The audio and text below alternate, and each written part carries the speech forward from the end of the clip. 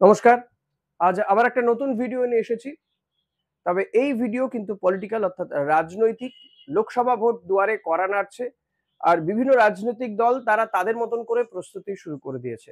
অমিত শাহ তিনি রাজ্যে আসবেন, বৈঠক করবেন। যদিও আমরা দেখেছি যে জানুয়ারির শেষের দিকেও তার রাজ্যে আসার কথা ছিল, কিন্তু তিনি আসেননি।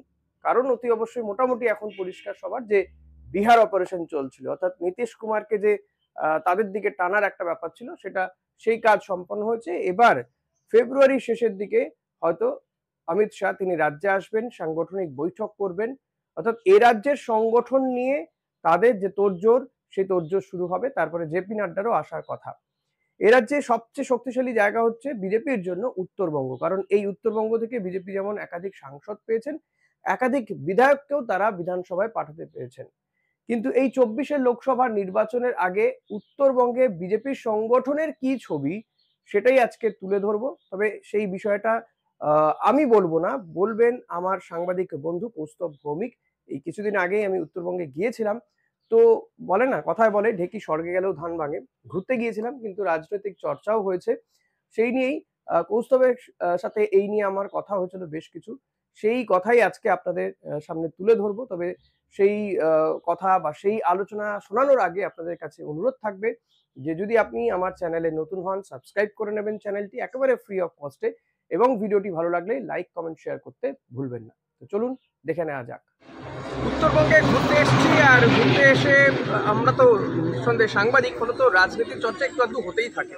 তো আমার এই জেলার যিনি সাংবাদিক রয়েছে কৌস্তভ ভৌমিক, কৌস্তভকে পেয়ে গেছি আমরা। বেশ কিছুটা সময় কাটালাম, ওর সাথে আড্ডা মারলাম, চা খেলাম।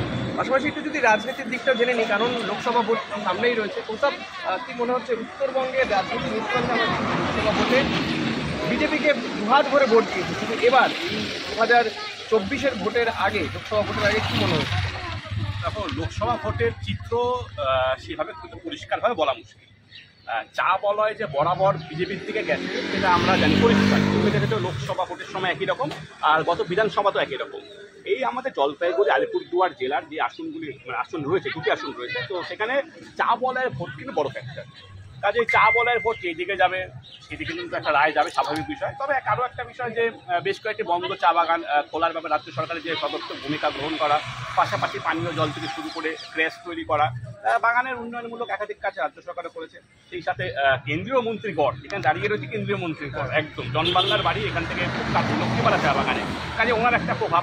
তো সব মিলেমিশে বলা যেতে পারে যে যতটা সহজ মনে হচ্ছিল বিজেপির কাছে, হয়তো ততটা না, বা তৃণমূলের যে একদম ভরা আসন এরকম বলা যাবে না।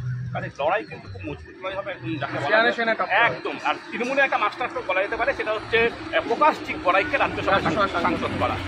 জনবাংলায় কি টিকিট পাবেন এবার? জনবাংলার টিকিট পেতেই পারে, বা অন্য কোনো আসন থেকে পেতে পারে। সেটা তো বিজেপির দলের বিষয়, বা এখানে বিজেপির থেকে অনেক দাবিদার, একই রকম তৃণমূল থেকে দাবিদার। বিজেপির একটা ভালো নেতা এমএলএ রয়েছেন ঠিক পাশে, মনোজ টিক্কা। এটা আমরা দাঁড়িয়ে রয়েছেন ওনার বিধানসভা এলাকা তেলিপাড়া। মনোজ টিক্কা রয়েছেন, জনবালা নিজে রয়েছেন, আর অনেক রয়েছে। সেগুলো ওদের দলীয় ব্যাপার, কে টিকিট পাবে না পাবে। কেন্দ্রীয় মন্ত্রী যেহেতু উনি অবশ্যই টিকিট পাবেন, এই আসন থেকে অন্য আসন থেকে উনি টিকিট পাবেন। আদিবাসী ভোটটা তো ফ্যাক্টর, বিশাল ফ্যাক্টর। আমি যদি বললাম চা বলার ভোট মানে বেসিক্যালি এটা আদিবাসী, চা বাগানের ভোট, আদিবাসী ভোট, মানুষের চাওয়া পাওয়ার ভোট। আমরা বলি সবসময় পঞ্চায়েত বলি, চাওয়া পাওয়ার সীমাটা তার থাকে না। প্রত্যেকটা ভোট চাওয়া পাওয়ার ভোট। অনেকের দাবি থাকে, পূরণ হয়, অনেকের হয় না। রাগ ভোটের ভোট, এদের ভোট, সব মিলে একটা ভোট হচ্ছে। তবে ডুয়ার্সের ভোট বরাবর খুব শান্তিপ্রিয় ভোট হয়, অন্যরকম ভোট হয়। মানে ভোট যে বেসিক্যালি একটা উৎসব, সে ডুয়ার্সের মধ্যে। তো লোকসভা ভোটে উৎসব দেখবো আমরা কভারেজে থাকবো, আপ টু ডেট সব জানাবো এবং সবাই। অনেক ধন্যবাদ, ভালো সময় কাটে।